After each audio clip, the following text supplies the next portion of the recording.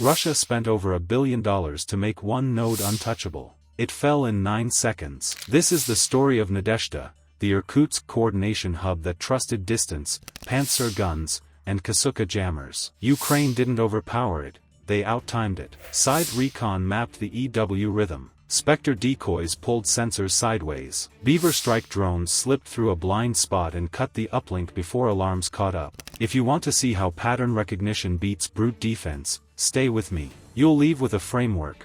Why electromagnetic fingerprints can betray you faster than a missile barrage. Before we move on, I'd like to ask you a small favor. If you appreciate this content, please take a second to like this video and subscribe to the channel. Over 98% of you watch the videos without subscribing. It costs you nothing, but it makes a huge difference to us. So, did you click the subscribe button? Great! Thank you so much. Now, back to the video. Russian Defense Ministry says its air defense systems destroyed 77 Ukrainian unmanned aerial vehicles overnight. But as Zelensky left for the US, Ukraine woke up to fire and sirens. Russia launched one of the heaviest assaults in weeks.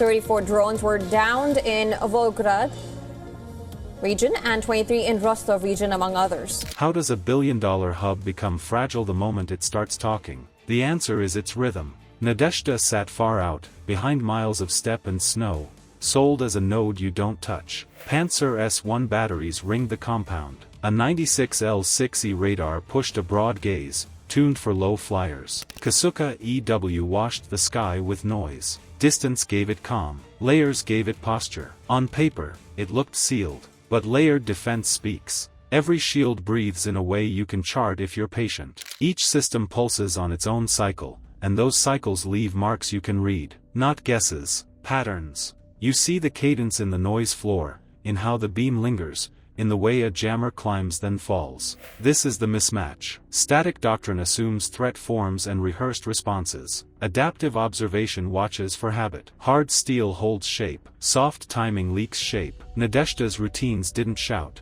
They repeated. And repetition is a map. Firefighters fought through thick smoke using cranes and high-pressure hoses to contain the blaze. It was a night of missiles and drones that left homes burning, civilians wounded, and thousands without power or heat. Ukrainian authorities say Russia unleashed a massive overnight barrage, nearly 500 drones and around 40 missiles, targeting Kyiv and other regions. Think of a lighthouse. The flash keeps ships off the rocks, but the interval gives away the tower's clock. EW jamming works the same way. It protects by emitting, and emission is a schedule. A schedule is a tell. Modern EW doesn't run flat out forever. It rotates sector duty to avoid self-blindness, steps power to manage heat, and hops frequencies to widen effect. Over time, those steps line up as bands you can plot. You don't need a footprint inside the fence. You need patience, clean ears, and time-stamped logs. At range, the 96L6E shows its sweep logic. The beam dwells, then pivots. Off-axis, the return rate dips, then snaps back. You can spot the troughs. Kasuka surges don't land at the same millisecond as the radar's pivot. There's a tiny slip. Panzer doesn't think like a human gunner. It pivots on priority, and the loudest skin return wins the queue. Now give that rhythm a tiny nudge. A decoy shouts in a known hazard sector for 3 seconds. The radar recenters. The jammer peeks into that slice. The gun's logic tightens around the loud shape. Somewhere else, a narrow azimuth goes quiet. Not for long. Long enough. Those seams live between cycles. They sit where the radar is briefly away from a line of drift, where jamming doesn't fully cover a valley, where the gun logic is busy with a louder ghost. If you can read the loops, you can hide in the rests. Quiet, low, brief. The terrain helps the mask. Long runs of low air channel under the radar's filter, then rise only when the sweep is looking wide. That filter keeps clutter off the screen, but it also trades low detail for a cleaner scope. When the beam turns, a corridor opens. It doesn't stay open. You don't need it to. Doctrine said distance and layers were enough. But distance delays contact. It doesn't erase pattern. Layers divide tasks, they don't erase timing. The net didn't fail from lack of metal. It failed because the metronome behind it kept perfect time. So the real problem wasn't brute force or range rings. It was predictability. Stable systems leave stable traces. Those traces let an outside listener draw the beat. Once you know the beat, you can step between notes. All of this points to one simple rule. You can protect a site with walls and guns. You can cloud it with noise. But if your shield marches on a clock, that clock can be read. And if it can be read, it can be met. The attack killed at least one person in the Kiev region and wounded 28 others in the capital, including 2 children. He also warned that any vote on territorial concessions would be politically and logistically risky. Russia's defense ministry claims control of the strategic city of Kupiansk, saying its forces are clearing Ukrainian troops from buildings and basements. So how do you learn a metronome you can't touch without setting off alarms? You listen from the edges, then you send ghosts. What breaks first, armor or habit? Habit, if you can force it to look away. You build a package with 3 roles. Recon platforms listen and log, stitching a map of behavior over hours. Decoy platforms speak loud and wrong, pushing sensors where you want them. Strike platforms ride the silence, slip through the thin spot, and hit the voice. Russian doctrine relied on the stack. EW to blind, radar to see, panzers to kill. It works, until a decoy grabs the whole stack and yanks it off center. A loud ghost pulls power, beam, and barrels to the wrong clock tick. Here's the research-backed trick. Decoys that mimic high-threat radar signatures trip automated cues. Systems reorient toward the highest probability of harm because their logic rewards risk reduction. If you feed them the shape they fear, they will face the shape you drew, not the threat you hid. So a phantom formation blooms where defenders expect danger. The engagement tree shifts, turrets swing, the beam narrows and points west. On the opposite edge, a narrow azimuth goes quiet for a blink. That blink is the plan. You time it to the cycles you already graphed. When the Kasuka jamming surge peaks, its next breath is a lull. And over 30 missiles across at least 13 regions in one of its largest aerial attacks. In a statement, Ukrainian President Volodymyr Zelensky has said that Moscow fired more than 650 drones.